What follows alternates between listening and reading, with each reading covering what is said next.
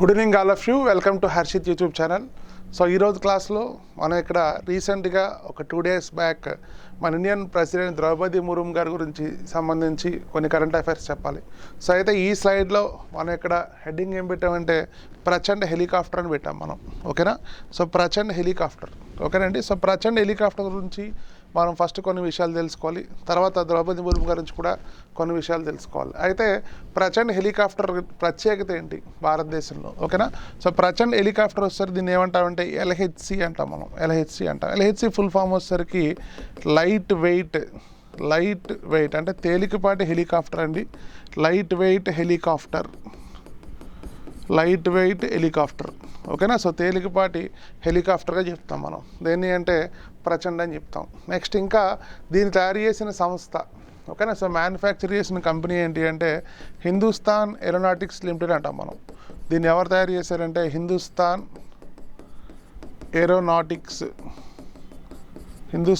Aeronautics limited. Important అండి. ఓకేనా? So తయారు చేసిన సంస్థ ఏంటని కూడా క్వశ్చన్స్ అడుగుతాడు.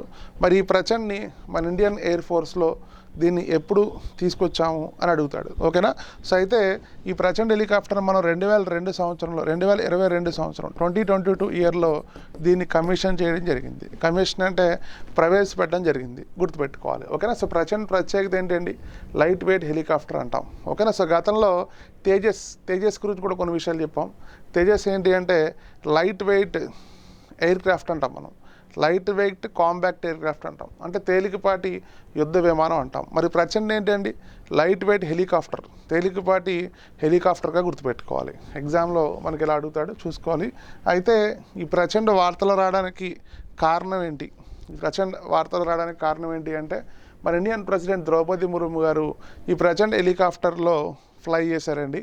సో ఇంపార్టెంట్ అండి. ఓకేనా? సో ఆల్రెడీ మనం ఇక్కడ ఈ పిక్చర్లో మనం చూస్తున్నాం ఇక్కడ. సో ద్రౌపది ముర్ము గారు ఈ ప్రచండ్ హెలికాప్టర్లో ఫ్లై చేశారు. So important. అయితే రీసెంట్గా మనకి రాజస్థాన్, ఏ స్టేట్ అంటే రాజస్థాన్లో జైసాల్మీర్ అంటాం మనం. ఓకేనా? So Jaisalmer air force station. ఓకేనా? సో జైసాల్మీర్ ఎయిర్ ఫోర్స్ స్టేషన్లో ఈవిడ ఎంటర్ అయ్యి, ఓకేనా, ఈవిడ ఇక్కడ నుంచి ఫ్లై చేయడం జరిగింది.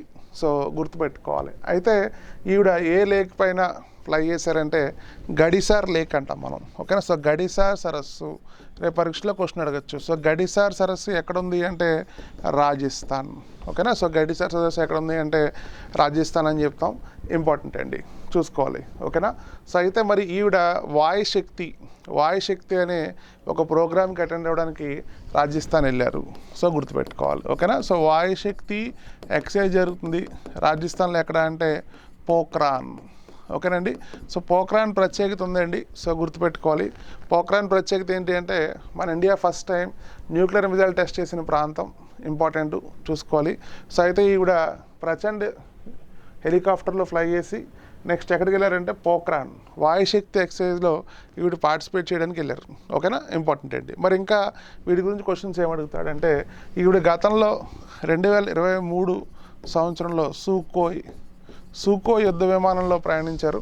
నెక్స్ట్ సూకోయ్ అనేది మనకి ఏ కంట్రీ ఇచ్చింది అంటే రష్యా. నెక్స్ట్ రీసెంట్గా లాస్ట్ ఇయర్ 2025లో ఈవిడ రాఫెల్ యుద్ధ విమానంలో ప్రయాణించారు. రాఫెల్ యుద్ధ విమానం మనం ఏ కంట్రీ దగ్గర కొనుగోలు చేసామంటే ఫ్రాన్స్. ఓకేనా?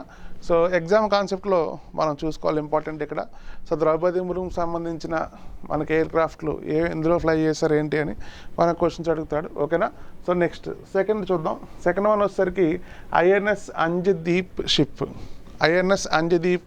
షిప్ అంటాం మనం. అయితే ఐఎన్ఎస్ అంజదీప్ షిప్ అనేది మనకు రీసెంట్గా ఎక్కడ అంటే చెన్నై పోర్ట్లో కమిషన్ చేశారు. అంటే చెన్నై పోర్ట్లో దీన్ని ప్రవేశపెట్టారు. ఇంపార్టెంట్, చూసుకోవాలి. నెక్స్ట్ ఐఎన్ఎస్ అంజదీప్ ఎక్కడ తయారు చేశారంటే గార్డెన్ రిచ్ షిప్ బిల్డర్స్ అంటాం మనం. ఓకేనా? సో తయారు చేసిన సంస్థ కూడా అడుగుతారు, ఎక్కడ కమిషన్ చేశారో కూడా అడుగుతారు. ఓకేనా? మరి ఈ అంజదీప్ షిప్ యొక్క ప్రత్యేకత ఏంటి అంటే ఇది యాంటీ సబ్మెరైన్ వార్ఫేర్ షిప్. ఓకేనండి? So anti submarine warfare ship అంటాం మనం. ఓకేనా? సబ్మెరైన్ అంటే నీటి అడుగున ట్రావెల్ చేసే షిప్గా మనం చెప్పుకోవచ్చు. నెక్స్ట్ దీని యొక్క పర్పస్ ఏంటి అంటే సముద్ర తీర నిఘా అంటాం మనం. సముద్ర తీర నిఘా అంటాం అంటే ఇంగ్లీష్లో వచ్చేసరికి మెరైన్ సెక్యూరిటీ అంటాం మనం. ఇంగ్లీష్లో ఏమంటామంటే మెరైన్ సెక్యూరిటీ అంటాం మనం. ఓకేనా? సో చూసుకోవాలి క్లారిటీగా. నెక్స్ట్ దీని యొక్క లెంత్ ఎక్కడ అంటే లెంత్ ఎంత అంటే 77 మీటర్స్. ఓకేనా? సో దీని యొక్క లెంత్ ఎంత అంటే 77 మీటర్స్ అండి. ఓకేనా? సో ఇదిగోండి చూడండి ఒకసారి ఆల్రెడీ ఇక్కడ. సో షిప్ కూడా మనకి కనబడుతుంది, చూసుకోవాలి. నెక్స్ట్ ఇంకా మనం తెలుసుకోవాల్సిన విషయాలండి ఇక్కడ. గంటకి 25 నాటికల్ మైల్స్, గంటకి ఎన్ని కిలోమీటర్ల మైల్స్తో ప్రయాణిస్తుంది అంటే 25 నాటికల్ మైల్స్ అంటాం మనం. 25 నాటికల్ మైల్స్ అంటాం. ఇంపార్టెంట్ అండి. ఓకేనా? సో షిప్కి సంబంధించి కొన్ని విషయాలు మనం చెప్పడం జరిగింది, ఎగ్జామ్లో క్వశ్చన్ అడుగుతాడు. ఓకేనా? సో రీసెంట్గా చెన్నై పోర్ట్లో మనం ఏ వార్షిప్ని కమిషన్ చేసామంటాడు. సో ఆన్సర్ ఏం చెప్పాలంటే ఐఎన్ఎస్ అంజదీప్ షిప్ అంటాం మనం. ఐఎన్ఎస్ అంజదీప్ షిప్ అంటాం. ఇంపార్టెంట్ అండి. ఓకేనా? సో నెక్స్ట్ ఇంకా ఈ షిప్ యొక్క నిక్ నేమ్ ఏంటి అంటే డాల్ఫిన్ హంటర్ అంటాం మనం. ఈ షిప్ యొక్క నిక్ నేమ్ ఏంటి అంటే డాల్ఫిన్ హంటర్ అంటాం, గుర్తుపెట్టుకోవాలి. ఓకేనా? ఇంపార్టెంట్ అండి. సో నెక్స్ట్ థర్డ్ వన్ తీసుకుందాం. థర్డ్ వన్ వచ్చేసరికి ఏంటి అంటే హెన్లీ పాస్పోర్ట్ ఇండెక్స్ అంటాం మనం. ఓకేనా? సో ఎవ్రీ 4 మంత్స్కి ఒకసారి ఈ పాస్పోర్ట్ ఇండెక్స్ మనకి రిలీజ్ అవుతుంది. సో అయితే మనకి రీసెంట్గా రిలీజ్ చేసిన పాస్పోర్ట్ ఇండెక్స్లో మన ఇండియా ర్యాంక్ మెరుగుపడిందండి. ఓకేనా? సో ఒకసారి పిక్చర్లో చూడండి. India claims 10 spots. ఓకేనా? సో భారతదేశం గతంలో 85 అండి. ప్రీవియస్గా 85 అని చెప్పాం. ఇప్పుడు ప్రస్తుతం భారతదేశం యొక్క స్థానం ఎంత అంటే 75th. ప్రస్తుతం భారతదేశం యొక్క స్థానం ఎంత అంటే 75th అంటాం మనం. ఓకేనా? సో ఎన్ని స్థానాలు మెరుగుపరుచుకుందండి? సో 10 ప్లేసెస్ మెరుగుపరుచుకుంది, గుర్తుపెట్టుకోండి. నెక్స్ట్ ఇంకా భారతదేశం వీసా